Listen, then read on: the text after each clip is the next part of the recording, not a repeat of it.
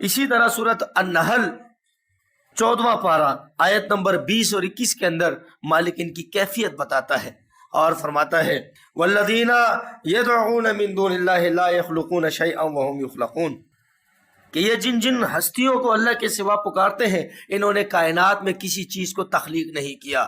فرمایا وهم یخلقون، انہیں ہم نے پیدا کیا ہے، اموات، یہ مردے ہیں، غیر احیاء، ان میں جان کی رمق تک باقی نہیں، وما یشعرون ایان یبعثون، اور اپنے متعلق یہ شعور نہیں رکھتے، انہیں پتہ نہیں ہے کہ کب دوبارہ زندہ کر کے اٹھائے جائیں گے۔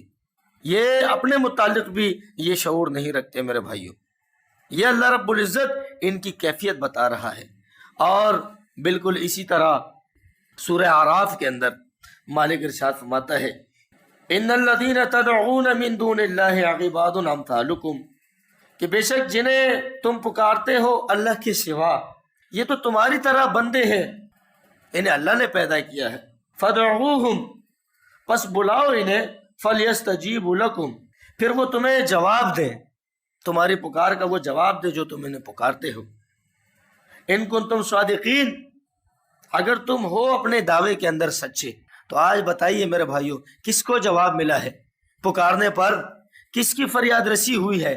کسی کی نہیں ہوئی میرے بھائیوں۔ اور وجہ کیا ہے؟ وجہ یہ ہے مالک ارشاد فرماتا ہے الہم ارجل یمشون بہا، کیا ان کے پاؤں ہیں جس سے وہ چل کر تمہارے پاس آئے تمہاری مدد کریں؟